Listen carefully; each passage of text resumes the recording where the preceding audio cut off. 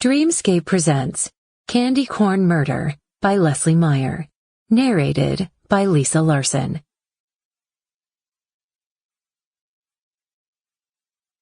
Halloween, 1979. Where do you think you're going? She froze. She'd almost made it. She'd been watching and waiting for months, and it had finally happened.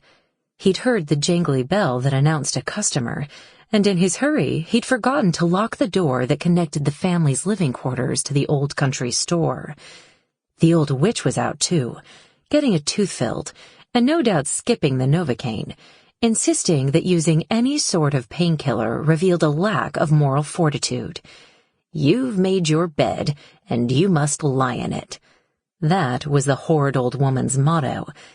She knew she might never have this opportunity again, so she hurried, creeping up the stairs, quiet as a mouse, and grabbing the bag she had hidden under the bed. Holding it tight against her chest, she tiptoed down the crooked, cramped back staircase.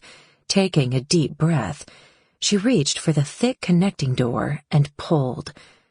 She could hardly believe it when it swung open. Still on tiptoes, careful to duck behind racks of merchandise, she made her way through the cluttered store. She could hear him talking to the customer. With any luck, she'd be able to dash past while he was occupied with writing up a sale. She made it past the Woolrich pants and the Hanes socks. She crept through the narrow aisle between the shelves of canned vegetables and the bread rack, and then she could see the front door, with its narrow panes of glass and green roller shades. She took a deep breath and dashed for it, just as the customer, a rather large older woman with frizzy, obviously dyed red hair, turned to leave and blocked her path. Momentum carried her forward, and she stumbled into the woman. "My goodness!" the woman chided in a schoolmarmish voice. "You're certainly in a hurry."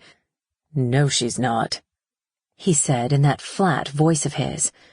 "She wants to apologize. I hope you're not hurt, Mrs. Clapp." "No, I'm not hurt," said Mrs. Clapp. "Just a bit shaken." "That's fortunate," he said. "But at the very least, you're due an apology." She bowed her head. "I'm sorry." Mrs. Clapp glanced at him, then at her, sensing something wasn't quite right. "No harm done," she said quickly. She was a kind woman, and feared she was making more of the incident than was necessary. Sample complete. Ready to continue?